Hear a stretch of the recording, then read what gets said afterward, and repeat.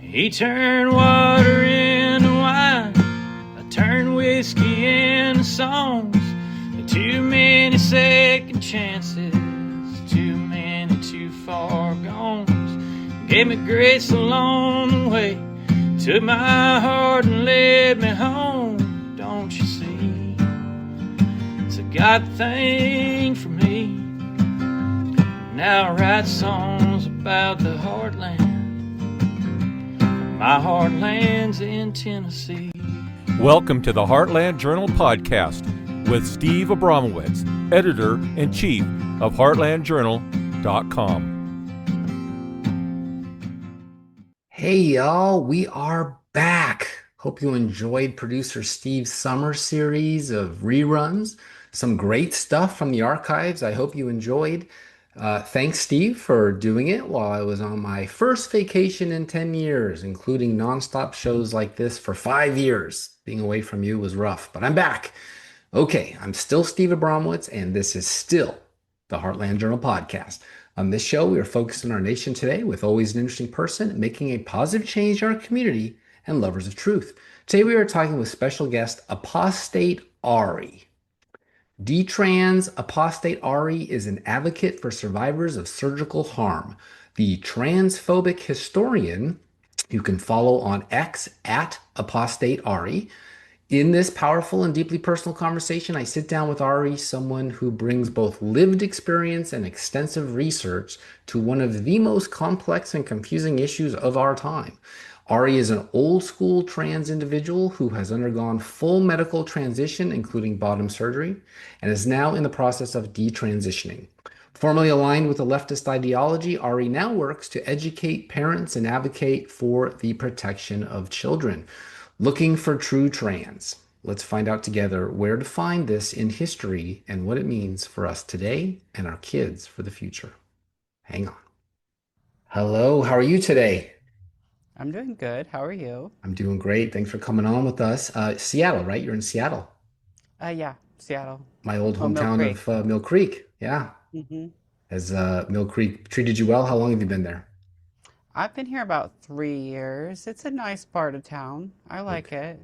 It's a little removed from the Seattle kerfuffle. That's true. Yeah. So I've been here 5. So you came in right on the tail end of me getting out of there and you getting in there. And I saw a clip of you in front of the city council. And I remember Stephanie when she was just a councilwoman. Now she's the mayor. So good for you for standing up to those folks. The question I keep coming up with when I have discussions about transitioning and detransitioners like Chloe Cole that I find most interesting is why.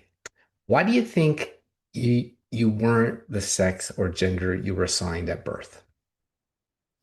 Why was I confused about gender? Why do you think that came about? And from Well, I know you can't speak for everybody, but just why do you think in the very origin story, why did you believe that? well, I was raised by a guy who like nitpicked me for the way I was as a child. Like one of the first beatings I remember getting was for the way I put my hands on my hips. I spent most of my life very isolated and detached from my peers because of a combination of trauma and autism. I like heavily related to my mother. We went through a very abusive environment. Um, and I didn't feel right as a boy. Like I had like this complex that something was fundamentally wrong with me. Um, and I always pined after love and romance. That's what I wanted out of life. Like I wanted a white knight to come and save me from my childhood. I romanticized that. Um, and so I was just very confused. And when I found out that some people allegedly were born in the wrong body, it seemed like that was the answer. You mentioned autism. Was that actually diagnosed or did Oh you? yeah, I was clinically diagnosed with autism and complex PTSD as a teenager. Is there a correlation in some way? Because I hear a lot of that autism and transitioning sort of. I think there's a couple different ways that autism compounds with the factors that lead to someone ideating as trans. If you're autistic, then you're naturally going to be socially isolated from your peers. You're going to feel from my experience, I felt like an alien as a kid. And the only people I got on with were the girls. I definitely didn't feel like the other boys. And when I found out I was attracted to the boys, that was even more confusing. So, like, there's that. And then there's rumination, just being prone to being in your head more, you know? So, like, if I wasn't autistic, I probably wouldn't have obsessed about what was wrong with me on that level. It wouldn't have become my constant question, like, what is wrong with me? Just because I felt that there was something wrong with me, it wouldn't have become a constant driving obsession. Hmm. Um, so my discomfort from my trauma probably wouldn't have been as bad. Like I would have been traumatized, but it was compounded by obsessive rumination.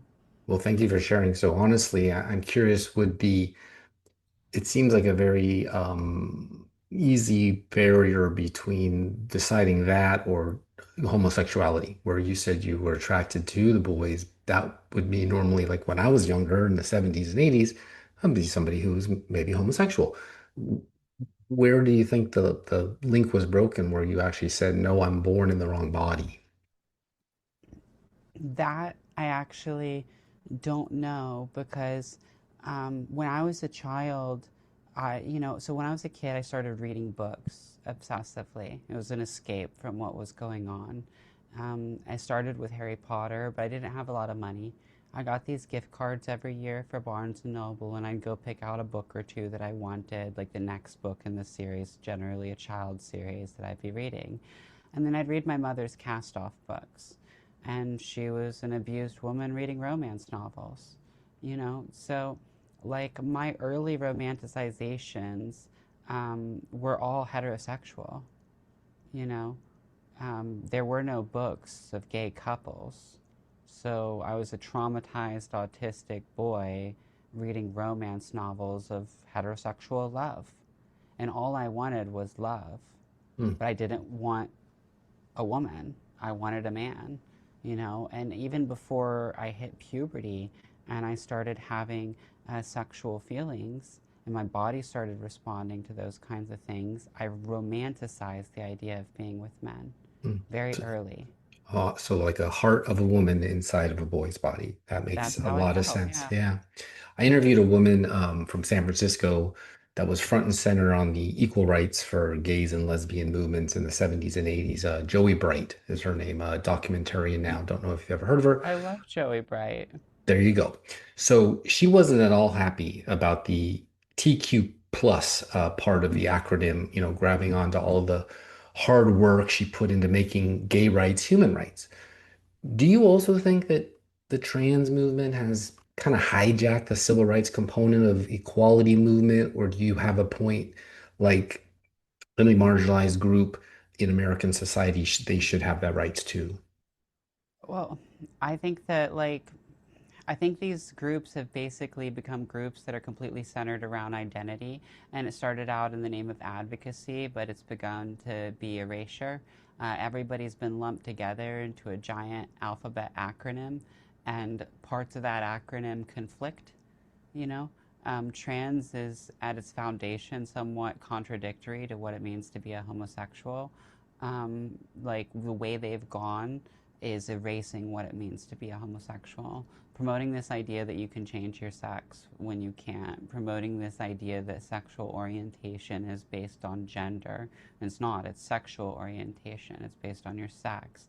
And they separated gender from sex in their ideology, and then they've advocated for everything that should be based on and historically has been based on sex to be given over to gender. But it doesn't work that way. A lesbian's never going to sleep with a male. A gay male, a homosexual male is never going to sleep with a female, even if she ideates as a gay male. And so there's this level of erasure that's occurring. And the same thing occurs when you get into like the I, you know, they keep adding these various different things on the intersex thing. Like that's just people with DSDs. That's people with medical conditions. You know, that doesn't fundamentally have anything to do with sexual orientation or with trans status or anything like that. What are But they're DSDs? constantly, DSDs are developmental sexual disorders, you know, Like Mhm. they call them intersex and like the trans lingo and the queer lingo, but there's like a whole bunch of different anomalies that can happen at birth that can cause different developmental pathways to be messed up in different ways. Like there's women who are born a little different and men who are born a little different because they have a DSD. It's a whole bunch of them. There's like over 60 of them, I think, and they're medical conditions, you know? And so you have that being used as a talking point by transgender ideologues constantly, just constantly. And those are people who have a medical condition. I run into them all the time where they feel like they're being appropriated by the alphabet, acronym. It's kind of like what Um, a community organizer does, where they just try to bring all these disparagement groups mhm. into one big lump so they can say like, "Hey, we vote as a block," and that Yeah. doesn't always work so well. Do Well, you think the end game of the political side we're talking about now, not the mhm. human emotional side, because you made a very good point that if you look at two lesbian women's in a loving relationship, they think one of them really should be a man, but they say no, we're just women who like women. Okay, so do you think it's become a way to force Medicare taxpayer money to pay for the surgeries? I know that's super cynical, I know, but we've seen out of the medical professional and frauds in Minnesota with hospice and autism and hungry kids and Social Security these days. It's profit over people. So why not Yeah. transitioning too, right? Big money Well, involved. there's a lot of money to be made in transitioning a person, and a lot of it was being done under Medicaid and Medicare before Trump came in and nipped that in the bud. And so that is how it was being funded for a lot of these operations. That's money going from the taxpayer directly to private corporations, and it's at the expense of the taxpayer, and it's also at the expense of the mentally unwell person who hasn't really had truly informed consent, because they're not diagnosing why people feel this way. They're just diagnosing that they feel this way. Gender dysphoria is nothing more than a list of symptoms in the DSM that can be caused by a multitude of different things. Like for me, it was caused by trauma and internalized homophobia and all of this stuff going on, right? But we weren't asking the question why even almost 20 years ago. And we're definitely not asking the question why now that we've pushed a system of affirmation, right? Where you can get a telemedicine 15-minute therapy session that gets you a letter to modify your body. And once you get that letter, now you're a profit cow, you're a cash cow for big pharma.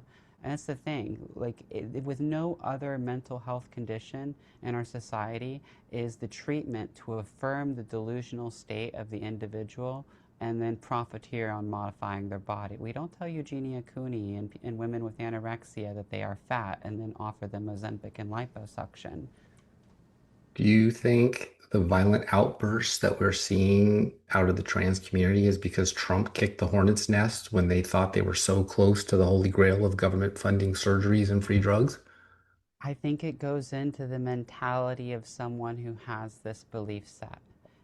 Like when you are trans and you identify as trans, you have all of these symptoms that make you feel you don't feel this way for no reason, generally. You don't just start modifying your body for no reason. For me, I was very depressed. I had suicidal ideation, a lot of anxiety, and so I accepted this framework that trans and gender was what was causing these feelings. And that's what you're doing when you accept the gender dysphoria diagnosis and transition as treatment. And so there's this idea that the reason you're feeling this way is because you're a woman trapped in a man's body. And the only way to feel better is to transition, right? And so you almost like let go of your old self and you embrace this new life and this new lifestyle. And when people don't affirm that, when people don't agree with that, they're disagreeing with what you believe is the only thing that's going to make you feel better, the only thing that's going to make you feel like a whole person, you know? And so they have a very violent reaction to that. The idea that they're going to lose access to the ease of these interventions causes panic because they all feel like this is the only thing that's going to make their lives better. When And they many of talk, them did not ask the question why they feel this way. they just go with it. When they talk about in politics trans genocide, is that a dog whistle to people on the edge of being triggered already?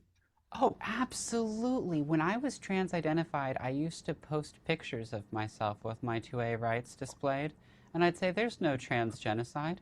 The solution to the fictional trans genocide was given to us when the country was founded. It's non-existent. This is one of the greatest countries on this planet to be a non-conforming gay. Period. If you present out of the spectrum for your sex, this is one of the greatest countries in the world. And we have three empires on this planet that are large military powers, and none of them get along. And the United States of America is the one military power that lets us be, that lets us exist. And I think a lot of these people don't realize where this comes from and what the world was like in the early 20th century. And like, I'm the transphobic historian. This is what I study: Magnus Hirschfeld, Havelock Ellis, John Money. So I know that when this ideology was conceived, we existed in a world where you were not allowed to exist. And I know what that looks like. I And want these to dig people are into that too when we delusional. can. You said one country, but actually Israel has more trans refugees in their system from Gaza, which I never understood the whole trans and gays for Gaza, because they would throw you off a building if you were there yelling about, not you, but them Mhm. yelling. What do you make of this? Is it just because you're a historian and they're really not thinking about history and everything started yesterday? Or how could this disconnect be where they can just look at a newspaper and see that, yeah, they kill gay people in the Middle East, much less let them riot and yell and scream in New York? Well, I mean, I think they're just moving lockstep like a herd. They like the Queers for Palestine thing was one of the things that really just made me go, whoa, whoa. I used to be on the left, and I used to work in politics on the left and advocate for Americans with disabilities. And I did that as a trans woman. The Queers for Palestine really just made me pause. I don't understand the mentality other than you're just following in lockstep with the intersectionalism pushed by the Democratic Party. And that's the thing. The LGBTQIA demographic is basically an identitarian cluster created to be a voter base for the Democratic Party. And like, this is exemplified 100%. And my friends and I getting assaulted in Cal Anderson, a historic gay park in the center of Seattle, because I was wearing a red hat that didn't even say "Make America Great Again." It said "Make common sense great again." Could have been the Cincinnati Reds hat, yeah. Well, Yeah, isn't that interesting? Because you cannot step off the reservation on the left because they can't afford to have anyone on the fringe. It has to be yeah. 100% in unison, or else we don't want you here, no matter how wonderful you are. They did this to Jimmy Carter, basically. His legacy Hmm. was, well, no, you're too moderate. We got to go. JFK could not be the leader of the Yeah. Democratic Party to this day. The wrong kind of gay. That's what my friends and I say. We're the wrong kind of gay to Wrong be in kind the of gay gay. neighborhood. We're the wrong kind of gay to be in the gay neighborhood. Oh, it's terrible. Hmm. So they're exclusionary of their own friends and allies. Let's go back to the beginning a little bit. You started attending gender dysphoria support groups as a teenager. Hmm. Can you walk us through what was going on in your life at that time and what drew you to those spaces? Looking back, do you feel those groups helped you explore your options, or did they inadvertently narrow your path towards transition, making it a mistake? An unavoidable mistake, I should say. I was on my own, jumping from place to place to place. Um, I had gotten out of treatment for my childhood fairly recently.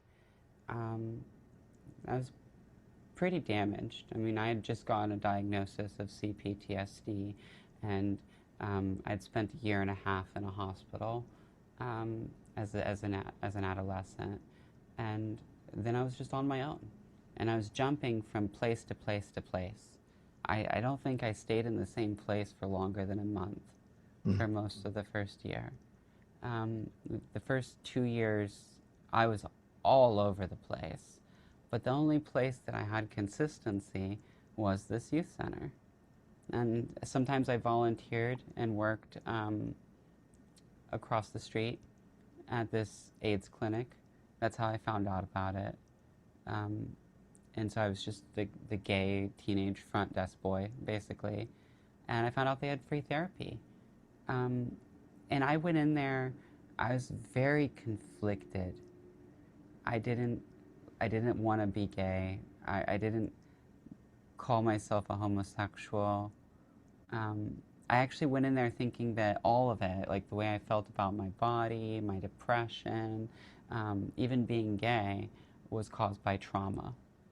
That's what I went in there thinking. I had deep, deep, deep shame Mm. for liking men.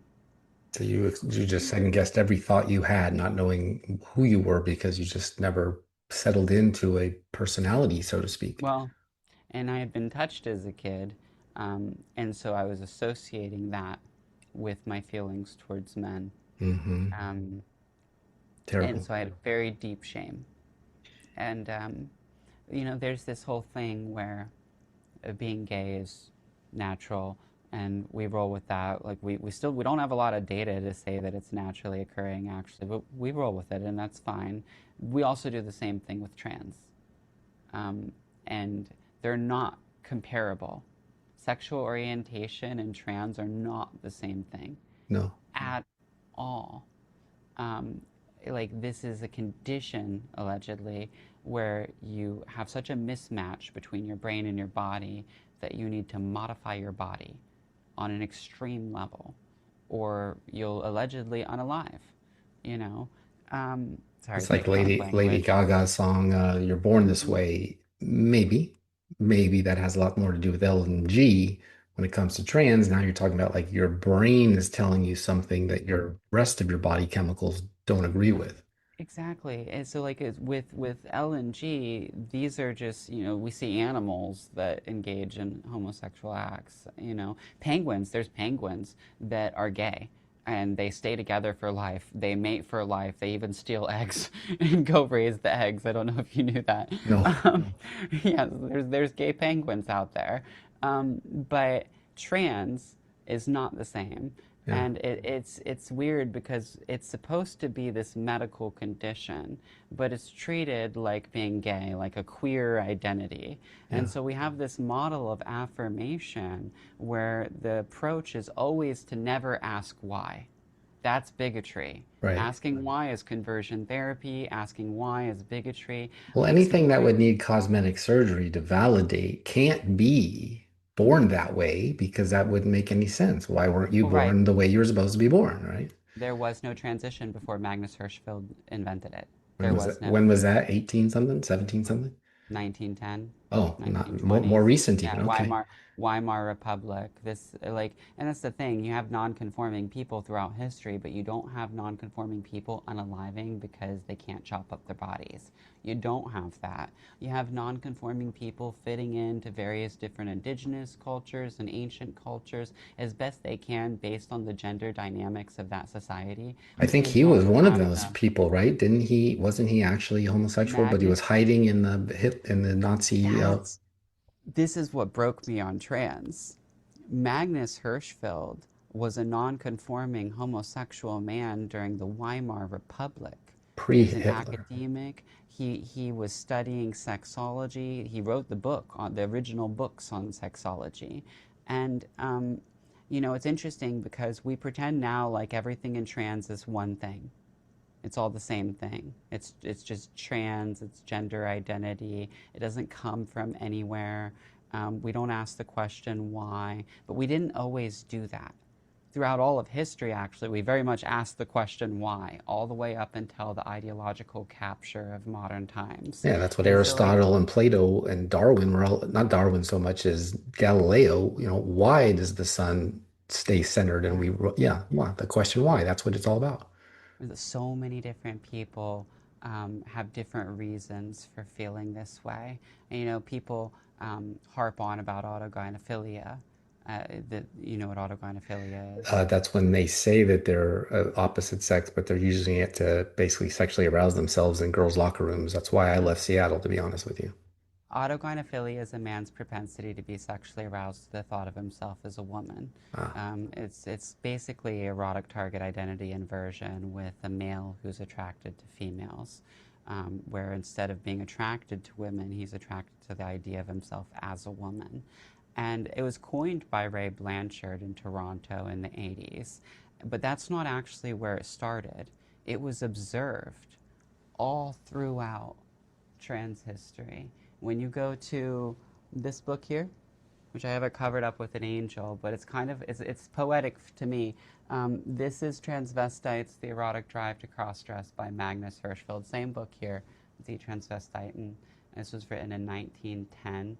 And in chapter 2, it goes into differential diagnosis. And Magnus Hirschfeld basically writes out and describes a series of homosexuals with severe trauma and internalized homophobia who are trying to run away from the environmental conditions that existed in the Weimar Republic, and autogynephilia. That's what he describes in those chapters.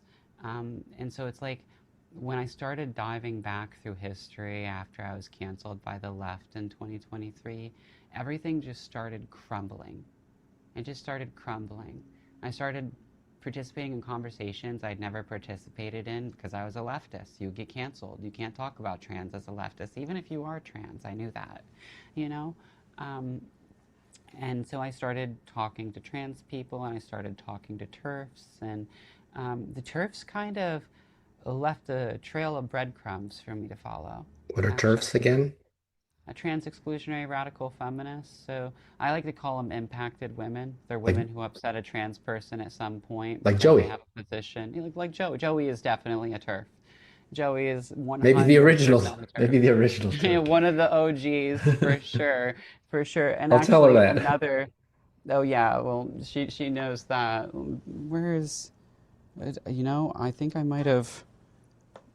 Yeah, a lot of books back there. If you're watching on Oh Rumble, you God, can yeah, see I them. know. I've got so many books back here. It's horrible. There's one, I think I left it in my living room because I was rereading a chapter. I'm not going to get up and go get it, but there's a book called Transgender, Transsexual, Transhumanism by Jennifer Billick.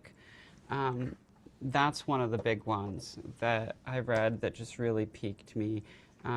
I read Trans by Helen Joyce and Transsexual, Transgender, Transhumanism by Jennifer Billick. And I went and collected a whole bunch of ancient books about trans history and read a bunch of sexology and talked to a bunch of trans people and talked to a bunch of TERFs. And in the end, I decided that I had based my entire life on a lie. Yeah, you And I did the just, one thing that you're not supposed to do, and that's go ask questions, and you got your answers, and they didn't like the answers, and even though they're true, which is what this show is dedicated to, truth. You've spoken about undergoing years of life-altering medical procedures. During that process, did any medical or mental health professional, God willing, dig into underlying issues like your trauma, your depression, even your autism before greenlighting hormones and surgery? What was the evaluation process actually like? And did they just not ask questions? so like my last surgery, I had epilepsy. It's in remission now. Good. So I was disabled. I was homeless. I sold myself for a huge portion of my late teens and early 20s. Um, and I traveled across the country thinking the only way that I'm going to feel better about my body and be able to have that romance and love that I wanted is if I managed to finish my transition. But I was not operable. I had grand mal seizures really bad. I had a lot of seizures pretty regularly. And so um, I was kind of in this malaise state. I ended up having liver damage, I think around 24. It was around 24, 2015. And I had an orchiectomy right before I got out to the West Coast. Was that? Um, that's where they remove both of your testicles. Oh, And I had that orchiectomy because I was told that I couldn't be on spironolactone, which is the T blockers anymore, and I couldn't do monotherapy on E, and so I needed to have no testosterone, which required a surgery, or stop transition.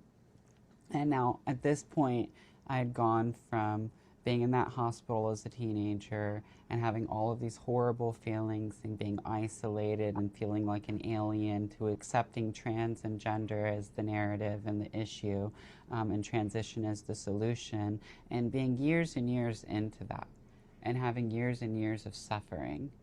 Um, and so I went and I had my balls removed and kept going.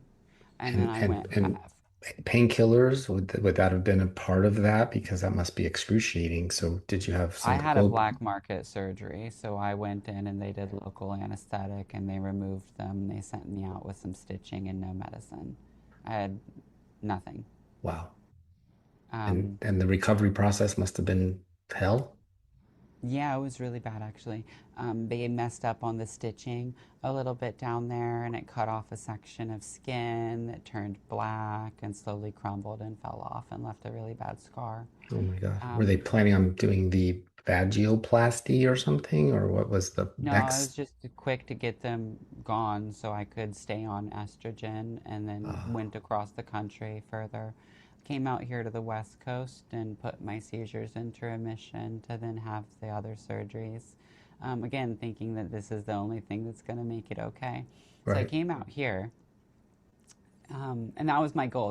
That's what drove me across the country, Is there was something putting about my the Pacific epilepsy into Northwest that remission. was a magnet for this? Is that Medical why? cannabis medical cannabis and the thought that like in the Pacific Northwest, it was pro-trans and there was enough of a cannabis industry that was old enough that I'd be able to get what I needed to not have seizures at a price affordable enough that I could put them into remission on a disability check. Makes sense. So that was the idea. The FDA approved pill was like $40,000 a year. Insurance wouldn't cover it. I couldn't afford it. I tried so many different drugs trying to get it into remission. And at the time, this is the crazy part, I had no idea that the transition itself was making it worse. Sure. I had no idea that the estrogen was making it worse. Nobody told me. Nobody told me the Right. estrogen was making it worse. So there's the answer to the Um, question is no, they didn't look at the cause and effect of what they were doing. They were just doing it. yeah, and Um, then I come out here, um, put it into remission. I went into this Catholic health center, and there was a woman there, an endocrinologist, that knew that the estrogen was making it worse. But I had no testicles. So she put me on patches, like these low dose of patches, hmm. and that combined with the RSO helped me get it into remission, and then I tore my face off and my genitals off. Tore your face off? Uh-huh, both, face and genitals. Oh my goodness. And along the way, I got my life together, got off a disability, put my seizures into remission, fell in love, got into therapy for my childhood trauma because I really wanted to maintain this relationship that I'm in now. And that was a couple years ago, Is that the dream one four or you told five us years ago. about originally that you wanted to be with a man or as a woman or what? No, my husband's a man. Okay. Um, So I and want to dig more into this too, but I kind of want to spread it around so we don't run out of time together. But I can't help but watch Madison Avenue. They love to capitalize on trends to cash in. I don't blame them. It's their job. But do you yeah, see that's any true. subversive or maybe harmfulness in what they do with cultural issues, like in the movies and TV, and especially commercials and kids programming? Are they I getting rich on harming kids like cigarettes used to target minors? Oh yeah, absolutely. I mean, because like gender dysphoria is something that can be induced. Like that's the thing. Like you can take like a finicky gay boy who's got like all of this environmental feedback, right? Like you walk wrong for a boy, you're too sensitive for a boy, you don't like the right things for a boy, you're not right as a boy. You got that kind of feedback going on, and you're an obsessive gay boy, right? Like when I was a teenager, every curl had to be perfect. Every curl had to be perfect.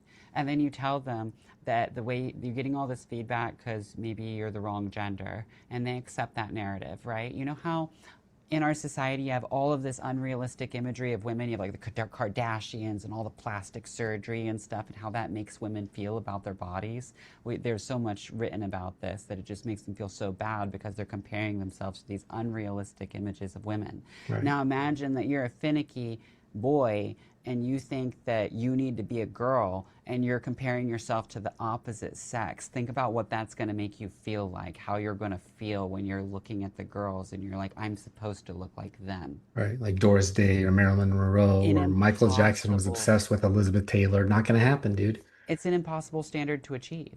So you could induce this if you indoctrinated a child into it. So yeah, no, they're just making future patients. I don't believe in true trans.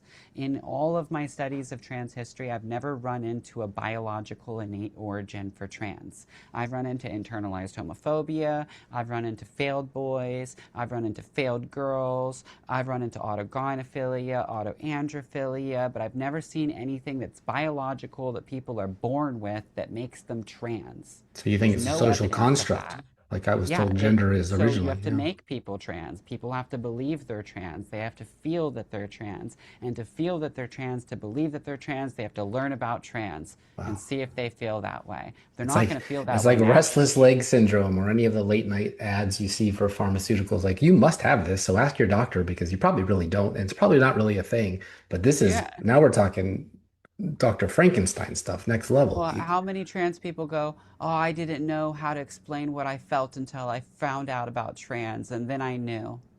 They didn't know. Yeah, and that's where they They get the just parents to buy into it by saying, "Do you want a live boy or a dead girl?" To guilt them Oh, into it. that's just complete like twisting of history. If there was any data behind that, that Chase Strangio lady with the ACLU, she would have given it to the Supreme Court, and you know she would have. If you actually look at trans history, and you go back to the Harry Benjamin standard, they had a chart, and suicidal ideation was only listed for type 6 true transsexuals, which was this demographic, a 6-type typology. There was this one demographic of people that were mentally unstable, did body mutilation, were suicidal, desperately wanted to have their genitals removed. This is what I thought I was because of the trauma. I desperately wanted to have my genitals removed. And that demographic was observed to have suicidal ideation in the 50s and 60s.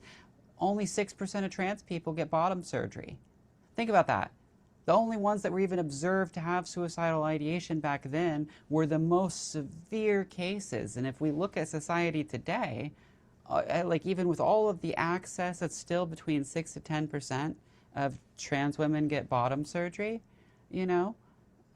So those are the only ones that would even historically have been at risk of suicide, but we tell every kid who feels this way and we tell their parents that they're at risk of suicide if they don't affirm it.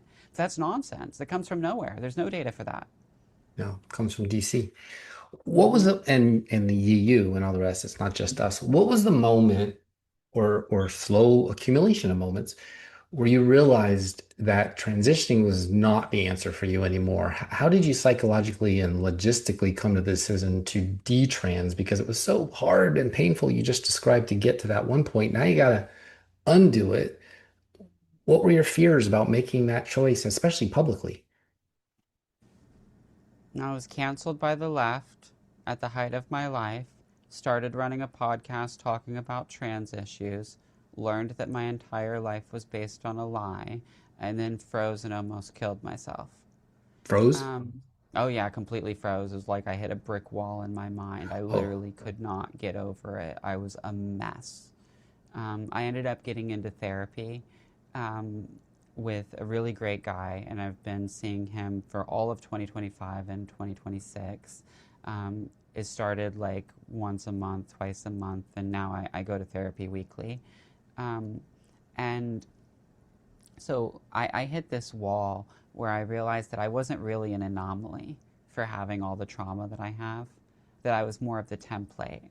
When I was reading Magnus Hirschfeld, a lot of those stories were very familiar. They resonated with me. And I was like, oh, it's been people like me all the way back to the 1910s, you know, since hmm. early 20th century.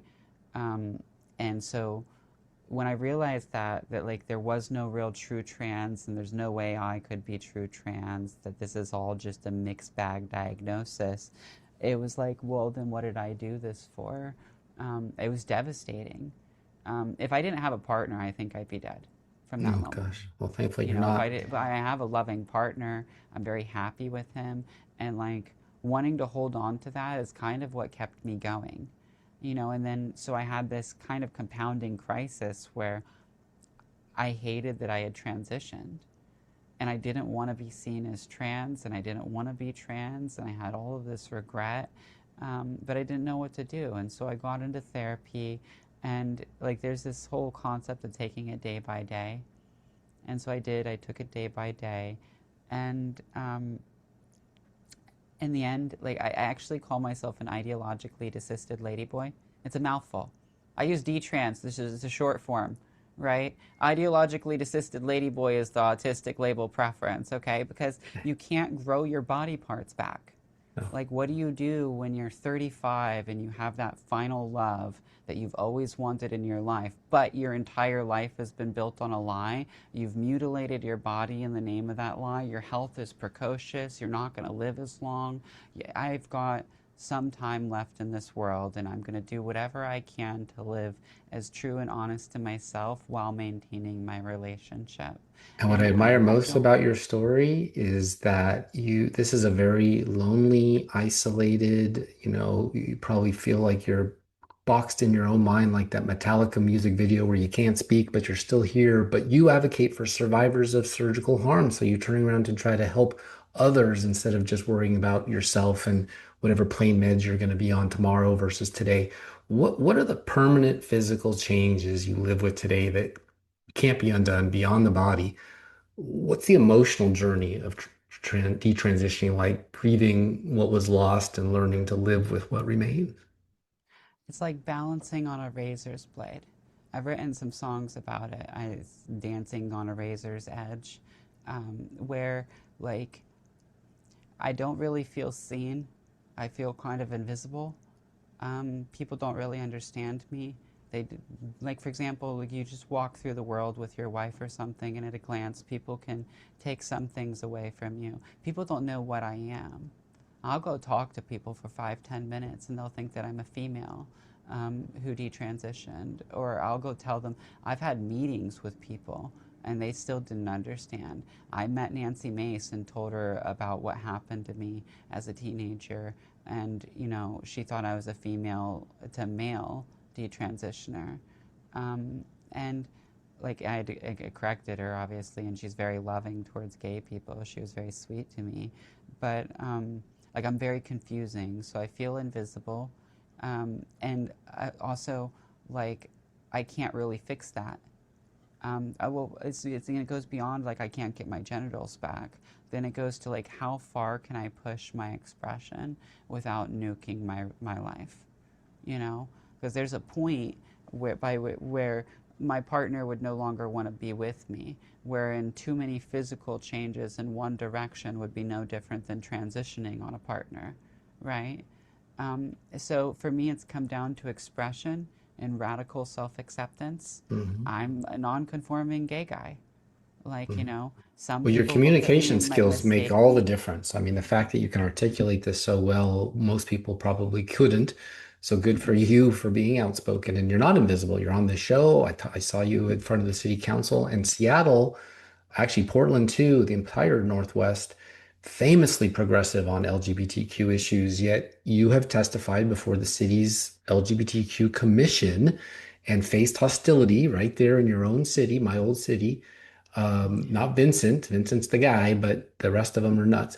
What is it like being an outspoken transitioner in Seattle specifically? Do you feel there's room in that city's culture for critical conversations about medical transition? Or are they like, do not ask why, move to Oregon?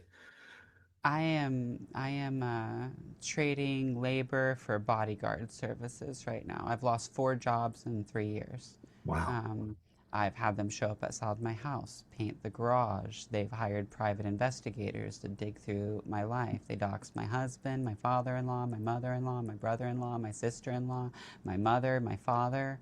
Um, so I get threats every single day. I can't walk through Seattle. I went down there and picked up my friend from SeaTac, and we went and did a little shopping and, walked around town a little bit, and we stopped in the park and sat down on a bench and were immediately assaulted and mobbed. She got kicked in the face multiple times. By the time I got her away from them, they jumped me from behind and tried to steal my concealed carry and robbed me blind, had me on my knees, and they were pepper spraying and beating me. So safety, non-existent, very violent being here and being outspoken. And being detrans and being here is confusing. I'm confusing to people, and it makes sense that I'm confusing to people. Hmm. I Not a find that the very conservatives, tolerant party, that's for darn sure, as in though no, they the advertise they conservatives are. here are great though. Yeah, The isn't that conservatives amazing? here, The ones that are yeah. they're constantly under attack, the Nazis. Well, I've like the things I hear from the left versus the things I hear from the right. Like I had a leftist tell me in May of last year that my God hated me. She saw my cross around my neck, and I was debating, and this woman comes up and says, "Hey, don't talk to her. She's just trying to rage bait you." And I said, I'm a gay man," and then the woman goes, "Your God hates you," And I've never had a Christian say that to me, No, ever. they know I've not never what had they a do and they know conservative not what say they that to say. me. It's just rude at that point. It's not even biblical. But so I think you Mm-hmm. were just telling us the story about fellow defraternizer Hendrix, right? Where you were attacked in Seattle, a group of mostly trans suspects, which is weird. Jimi Hendrix is from Seattle, born and buried there, but that's interesting.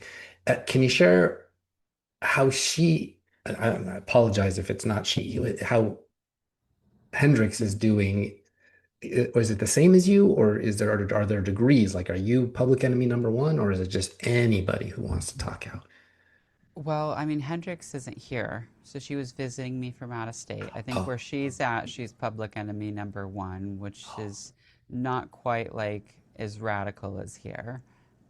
But that doesn't mean that they don't try to destroy her life. Like they're literally trying to get her bar to, like license taken away. They've grieved her with the bar in Michigan like multiple times, she's a so lawyer. she's fighting that. She's a lawyer. Hmm. Um, and so they've been harassing her and trying to drive her crazy and take away her law license ever since she came out. We met in 2024 and we had a lot of long talks about autogynephilia and why I believed the things that I believed. And I think she was one of those reasonable people. And when you're reasonable and you're within trans, that doesn't always go that well. And she was talking to a bigot.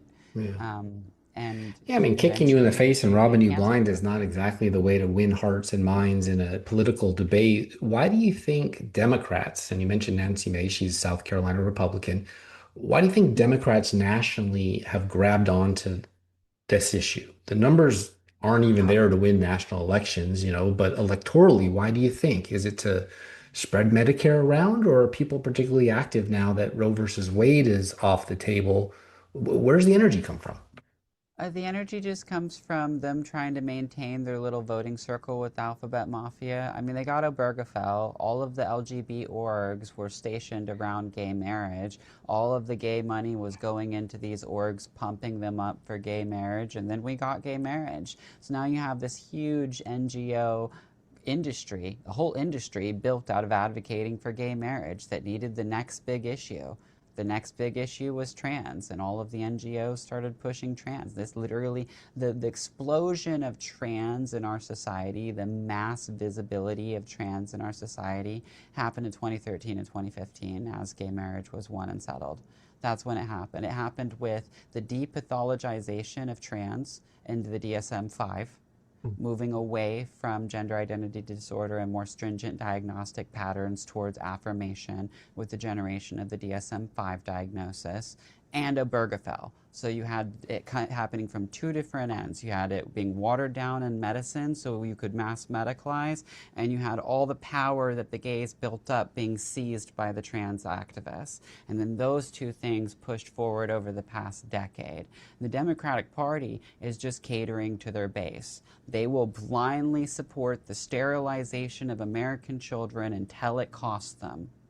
That's why I say, like, until the Democrats change on this issue, I will never, ever vote for a Democrat. I would never vote for a Democrat. Like, they just need to lose. They need to lose repeatedly and hard until they drop the trans thing. Yeah, well, they're about to see this because the DSA, if they ultimately get in bed with the Muslim Brotherhood and Islamics, they don't like it either. So it's going to be, they'll turn on their own real fast. You have a video out titled, "Are Gender Support Groups Safe?" Given that you once found refuge in those spaces, what do you think has changed? And what are you seeing now in how young people, especially teens, they do say that the identification as gay has declined. I don't know if that's true or not, but that's what they say. Are shepherded through these groups, and what red flags do parents need to look for? So they were never safe. When I went through that support group, it was nothing more than a mass indoctrination center with free therapy to give it a tint of validity. Now the therapy gatekeeping is completely removed, and that setting has been mass produced on the internet. So, I mean, those groups were never safe. If you talk to any detransitioner who went through those support groups, they'll tell you about the old men that they interacted with in those support groups. Like, I personally feel like I became an object for some of the people that I was interacting A with when I grooming was factory, younger. sort of. Yeah. Um, and like so they've never been safe.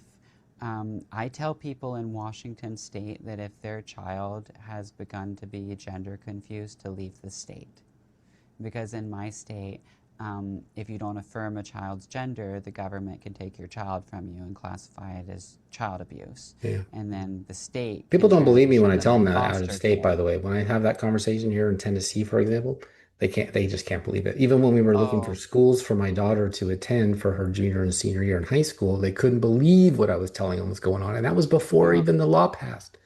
in Washington State, Oregon, and California, the way that these states have moved, in a lot of the blue states, they have education on gender going down into preschool. We just got it in preschool in Washington State. They have community health clinics that are connected to the schools but are still community health clinics, so they have HIPAA and everything like that.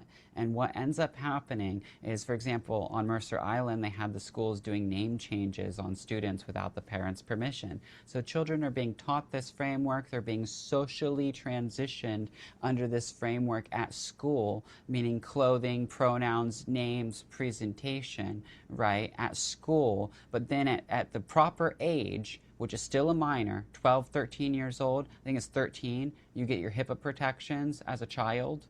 Now that child can be transitioned in the school-attached health center, and the health center doesn't have to tell the parents. Not only do they not have to tell the parents can't find out about it because the HIPAA protections protect the child from the parents. And they did all of this under the name of, like, basically freeing these children from bigoted parents. But again, no child is trans. This is not the same thing as growing up and hitting, puberty and realizing you don't like girls. It's not the same. It's a mental illness, Yeah. I saw recent reports where a teacher was doing same-sex kissing courses and grading them Right. on this. Like, if And that's not indoctrination, I don't know what is. if you don't You affirm it, they'll pleaded take your kids from you. they'll take your kids if you complain. Yeah. I've You met put multiple parents who have contacted me after fleeing the state, after getting their kids and running because Yeah. of this. Well, Chris Reichdahl's an evil person. He looks like Dilbert, but he acts like the devil. You pleaded with adults to let kids grow up, quote unquote, and stop medicalizing gender questioning youth. If you had the power to set policy tomorrow, whether at the state or JFK or RFK Jr. level, what would it look like? What age or diagnostic safeguards would you demand before anyone is put on a medical pathway? Oh, you're trying to get me extra canceled. I think I can get canceled more. Um, well, I don't No, I believe don't in want you transitioning. canceled at all because that means I would get canceled too. I don't believe in transitioning children at all. And I consider the current diagnostic standards to be fundamentally unethical. I think gender dysphoria is this list of symptoms that can be caused by a lot of different things. And if you're not guiding the patient to asking the question why and understanding where these feelings come from, then you're not actually operating from a place of medical ethics. So I think the entire system would have to be reworked. I don't know if there is a demographic where I feel that this is truly necessary. In my case, it would have been internalized homophobia and trauma. Like, it's not necessary for autogynephiles. They would have to show me the demographic where this is a necessary medical intervention, because I find it fundamentally unethical and illogical. Like I said with anorexia, we would not tell an anorexic just because they feel like they're fat when they are starving themselves to death that they are fat, and then offer surgeries and stuff to affirm their desire to lose weight that they should not lose, right? But for some reason, you have this traumatized male or this female, for whatever reason, they think that they're born in the wrong body, they hate their genitals, they want to kill themselves, they're cutting, whatever the case may be. And the society thinks the sound approach is to affirm that delusion and then cut up their bodies while not asking the question why. So, I mean, I think if you want to go and get these surgeries, by all means, go get them on the private market as cosmetic.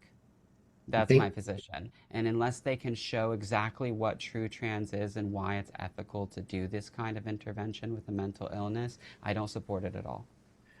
Do you think doctors should be held liable? I know Harmeet Dillon's law firm is representing Chloe Cole against Kaiser. They very similar story here. Took an autistic girl, gave her the idea that this was possible, took her down the path, and now she regrets it. Do you think until they feel some monetary liability pain, this just continues, or what do you think of that? I think they need to expand the statute of limitations around trans medical interventions to a minimum of 20 years. 20 years old, Um, like cigarettes or something like no, that? 20 years after the medical interventions. Oh, So when you look at regret rates for a double gonadectomy, the average regret rate is 8 years. The statute of limitation is 2 to 3 years. mm. Okay, that's the statute of limitations. And the thing is, we've been operating like basically on a level of human experimentation. There's so many myths going on. It's not just the myth of suicide, the myth that detransition rates is low. The 1% number comes from their own community polling. Apostates don't answer trans polls. Regret rate averages at 8 years. Okay, clinical follow-up doesn't go past 2 years. That's your surgeons following up after they've cut you up. They do a couple weeks, a month, a couple months, 6 months, a year, at most maybe 2 years. If there were some complications, you might be experiencing clinical follow-up from having your genitals ripped off. Regret, 8 years away. 8 years away. Your Right. research studies are generally 2 to 5 years, but they have a 60% fall off rate, 20 to 60%. A lot of that's going to be the detransitioners. So we don't know how many people are going to regret this, but we're blindly pushing people into it. And I Especially think the at younger and solution, younger ages, sure. right, the Yeah, solution is 100% to open up the pathway for as many lawsuits as possible to make them pay until they really wind it back and reassess the situation. I agree with you. What do you wish the broader culture, whether gay, straight, conservative, progressive, what do you wish they understood about the detransitioning experience? I wish they understood that trans is built on a pillar of sexism and traditionalism. That's what it's built on. These core ideas of feeling like a woman or feeling like a man, they're ephemeral, right? Like it's always built on the way society has treated women. That's literally what it's built on. You have performative femininity defines being a woman. Having long hair, having nails, having dresses defines being a woman to these people. Well, And this can be that in illustrated part, in the sports then, because right. yeah, like Riley Gaines And having to compete against a guy who says he's a man in the locker room. have you ever heard of horseshoe theory? Tell us. The further you go in either extreme, the closer you end in the end. So horseshoe, you have a Oh yeah, line, you're coming going around in a further circle. away, but it comes together with a horseshoe, right? Yeah, sure. So trans says that, oh, you little boy, you're swishy and effeminate and sensitive. You must be a girl in the wrong body. That's what trans says. Oh, you tomboy, you like playing sports and you like wrestling in the mud and all your friends are boys. You must be a boy in the wrong body. That is traditionalism and sexism repackaged. Then on the far right, you have people going, "Oh, you're a sissy. You're crying. Man up. Like you're Cowboy not up, yeah. supposed to be like this because you're a boy." That's the same messaging. A lot of people who end up in trans grow up in environments where they were not taught to love themselves for who they are. And I'm not talking about homosexuality, I'm talking about human expression. And that's what I want conservatives to understand. Some boys are just going to be effeminate. Some girls are Hmm. going to be tomboys. I think most conservatives get that, and that's Hmm. natural. God is one being, but he embodies all of us. So, of course, males have a diversity of human expression. And so, like, let's not be the horseshoe theory. Don't be your child's first bully. Teach them to love themselves. Hmm. Yeah, that reminds me of like when I was growing up, there was always the Barbies with dresses for the girls and the GI Joes with the guns for the boys. And if a guy was like, I want to play with the girls' things, like, what are you, assist? Like, you can Right, psychologically kind of steer them in the wrong direction. Doesn't mean that they're going to right, grow up and be a transitioner. It just means that like they just want to play with some plastic, just right. And like it's their like, friend. it's okay to say, all right, yeah, that's fine. Yeah, Love you. yeah, Love you, love you. son. You know? Like, Like all I these just think, celebrities that have these dresses wearing, it's just ironic, the numbers in LA that are doing this. That's different. That's saying we're going to let you play with it, but we're also going to dress you up and make it your lifestyle. And then now you've got right. yourself an indoctrinated child. Well, Uh, it's just like Jazz Jennings. The parents saw this boy who was a little swishy, right? And they thought he's a girl on the inside. That's their sexism. They're putting that onto their child. They're putting their mindset onto their child. He yeah, didn't even grow up to be a gay boy. He's no. straight. He likes women.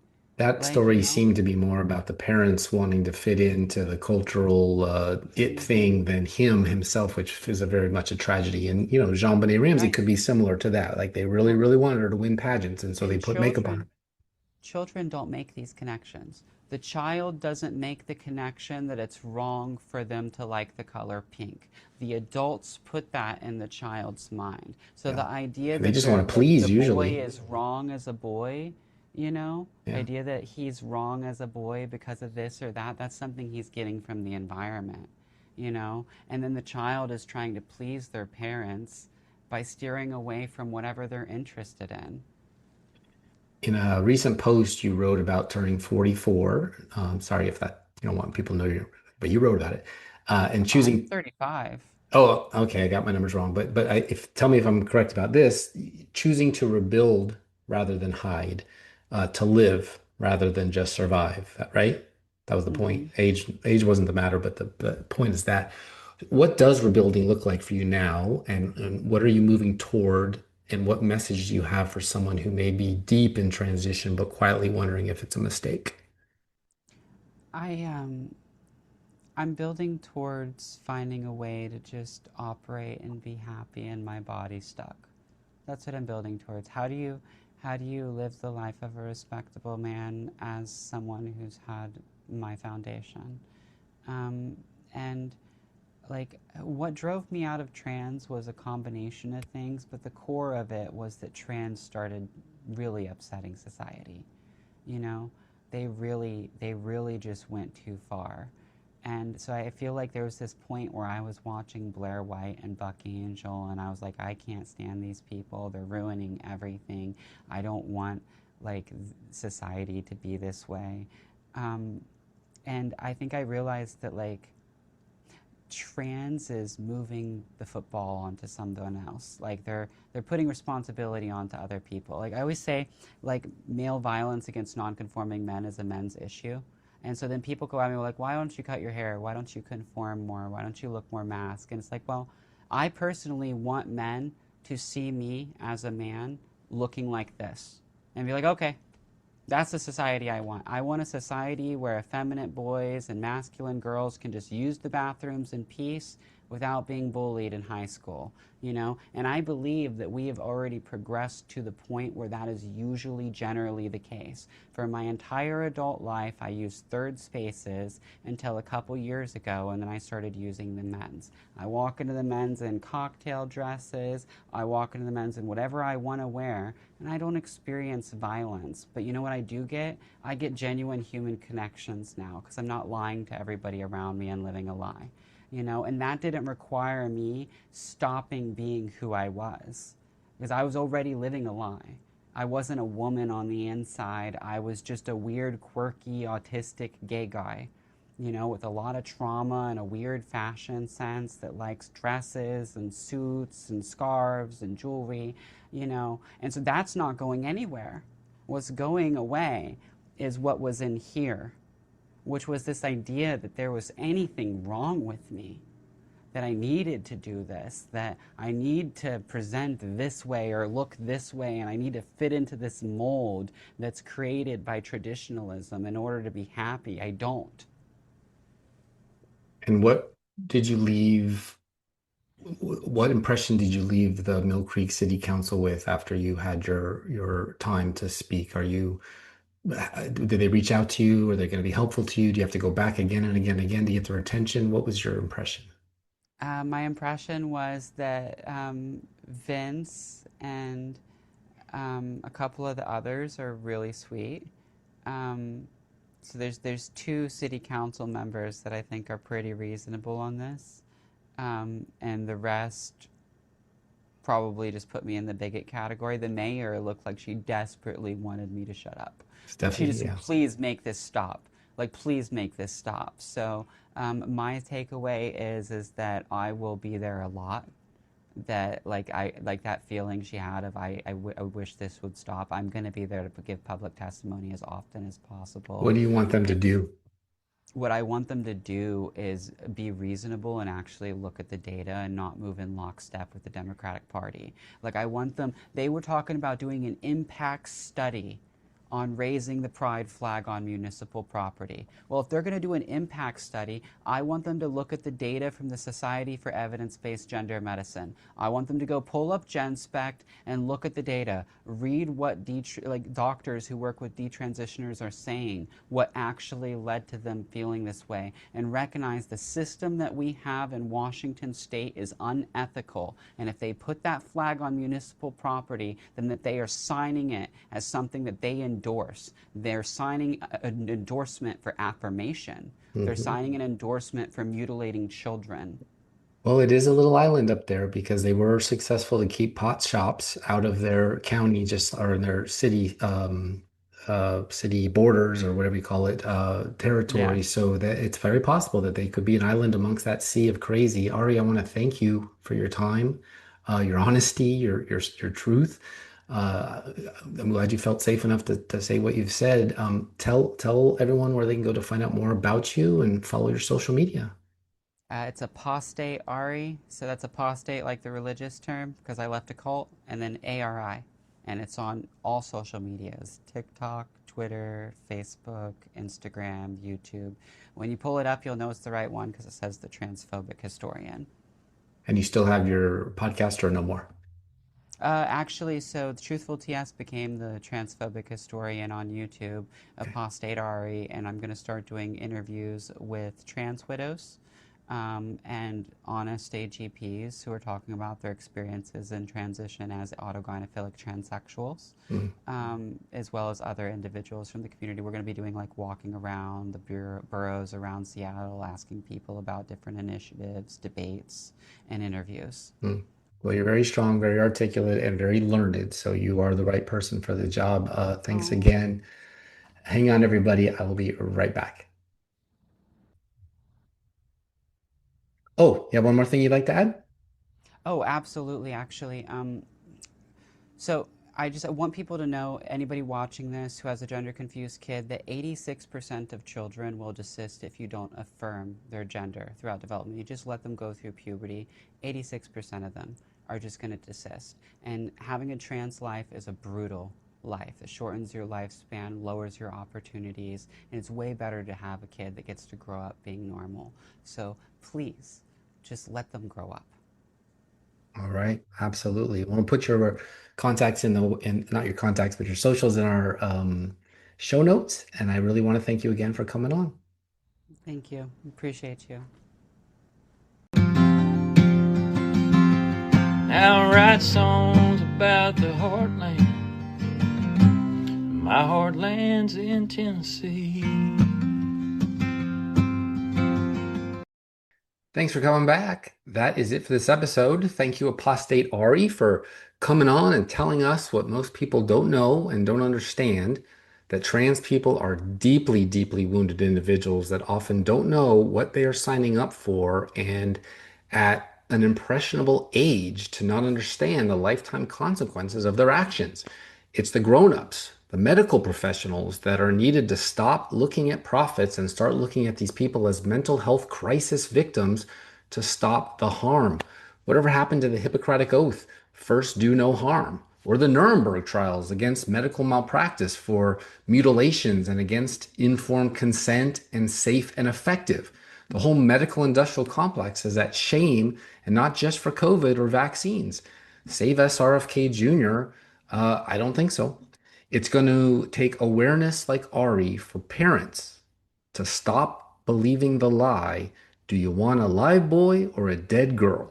Guilting suicide to get $100,000 of lifetime treatments to these doctors. What a world. This is goodbye for now. I'm your host, Steve Abramowitz, editor-in-chief of HeartlandJournal.com. It's good to be back. If you like what you hear, please subscribe if you haven't already by now. You should have. It's been 5 years. And pass it around. We only grow with your help and still ad-free. And we've done a great job of that in 5 years. So please keep it going. Peace in our time and glory to God. I mean, I had goosebumps during this interview. At points, I was tearing up watching it back.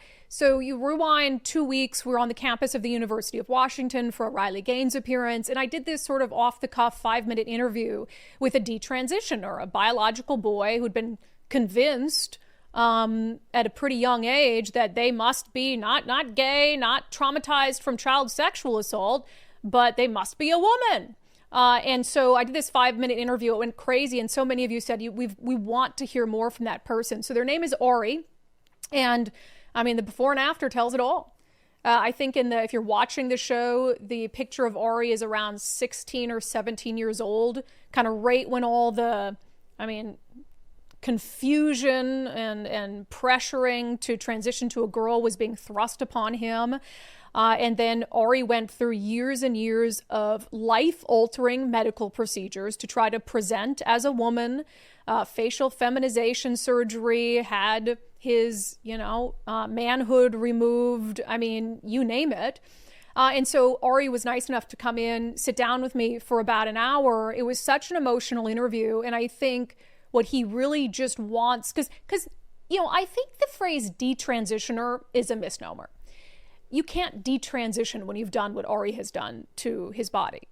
There's no getting your manhood back. There's no undoing some of the surgeries and impacts of hormones. So I don't think you can really detransition at that point. You can just in your mind realize, gosh, I was just a gay man this whole time. I've destroyed my body and was convinced to do this by people who didn't have my best interests in mind. So Ari knows he can't really detransition, and I think that was clear, and that's still very, very hard on him to come to this realization that there's no going back for him.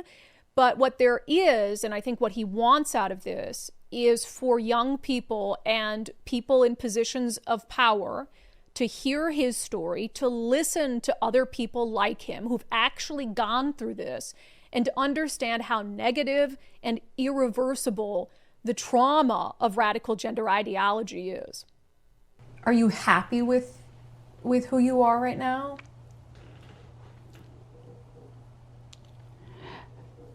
I haven't gotten to the place of forgiving myself for believing the lie. So no, I'm happy with my husband. And that's the thing. Like, I didn't come to this position because my surgery was botched. I didn't come to it because life got too hard. I actually came to the position of detransition at the height of my life. Mm-hmm. I'm well off. I have a loving husband. I have 2 dogs, the white picket fence, the Tiffany on my hand. And I just realized it was all a lie. And I couldn't live with it. And there's no real fully going back. There's just figuring out how to live a life like this, where you bought a lie, you removed your genitals. I'll never fully pass as one or the other. People will always be confused when they see me. And if I express myself in a non-conforming way, they're just not even going to know I'm a gay guy, generally. And if I go too far mask, it'll impact my husband. Can you envision, you're still so young, can you envision at some point feeling finally comfortable in your body? I don't think I'll ever feel comfortable in my body again. I think that the best I'm going to get is finding some way to let go of how I feel about what I've done and be at peace that I did what I could to make sure nobody else does it. And what would your message be to young people who are struggling with these same issues, or even to parents who are watching who might have a kid who's starting to bring up? The idea of true trans is a lie. It's a lie that's been perpetuated for decades. There is no reason to medicalize a non-conforming gay boy or a non-conforming gay woman. Most of the people who are gay who feel like this, 80% of them will desist as they grow up. They will stop thinking that they're women or stop thinking that they're men if you just let them grow up. And the vast majority of homosexuals I have met who have medicalized as far as I have are survivors. Upwards of 50% of the men I know who have had bottom surgery, who have medicalized, who are gay, are survivors. They're lying to our entire society, and it's coming at the cost of children and survivors. Yeah, tough. And I think one of the aspects of that interview that I think it surprised me in the moment, but talking about his relationship with his husband. And his husband, married someone who basically presented as a woman. And so Ari is, you could tell, kind of terrified about, because Ari still looks like very feminine. And I talked to him about that in the interview, still has longer hair, comes across because of all these surgeries. I mean, I still don't think he looks like a woman, but definitely comes across more feminine. And he's worried about reverting to his true self because of who his husband married. And I don't know anything about their relationship, but I imagine, it's a bizarre, tough situation to be in. And so I give Ari all the credit in the world, even going through all of this right now, being willing to sit down and talk about it. But you can tell during so many parts of the interview how traumatized he still is and how he's struggling with what he did to his body, and he knows he can't undo it, and just trying to create meaning out of that experience somehow to help other people. So I absolutely love Ari. Second time meeting him, so glad he's now becoming this outspoken character in this whole saga that we have nationally. Which is really the problem. We have a generalized label that's been watered down and made more general. We have an ideology that's promoted the concept of not asking the question why, because asking why is bigotry. And embedded within the ideology, we have a group of men with very perverse motivations for wanting to live this life. And you add all that together with the activism, and you see how we got here. This is why I'm the transphobic historian, and why reading trans history caused me to crack and detransition.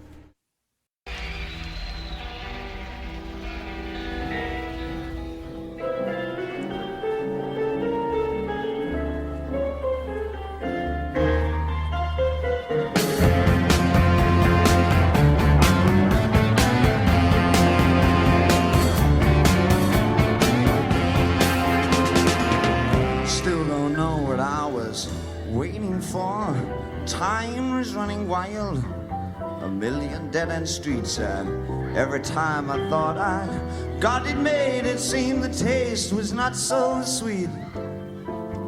Then I turned myself to face me, but I never caught a glimpse of how the others must see the faker. I'm much too fast to take that test.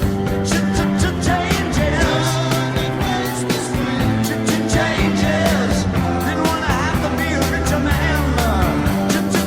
Changes. Just wanted to be a better man. Time may change me, but I can't trace time.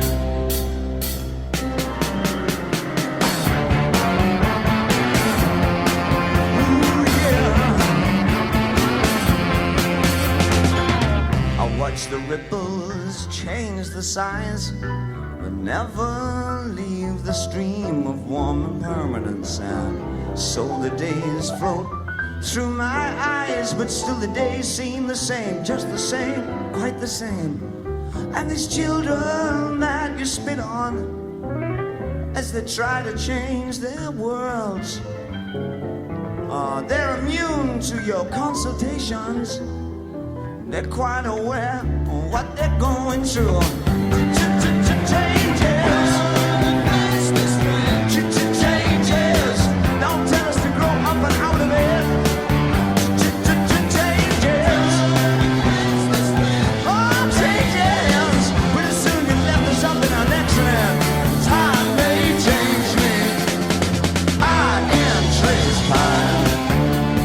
Strange fascination fascinating me.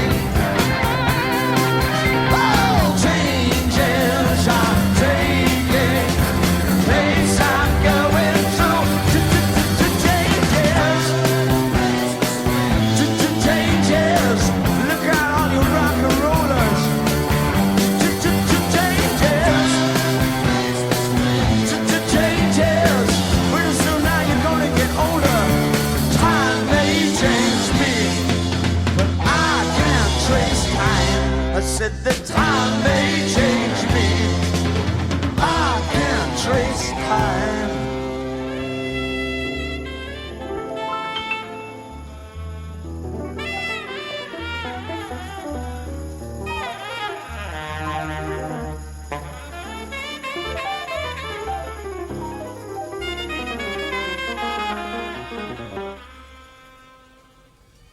It's a long way to Nashville from that Napa Valley vine.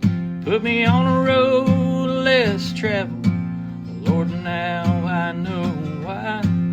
God knew I'd get there in His perfect time. Heartland Journal Podcast is the media property of heartlandjournal.com, where you can find news stories, commentary, and content serving the heartland of America. Any views or opinions represented on the podcast are personal and belong solely to the creator and do not represent those of the people, institutions, or organizations that the creator may or may not be associated with in professional or personal capacity unless explicitly stated. Now I write songs about the heartland. My heartland's in Tennessee.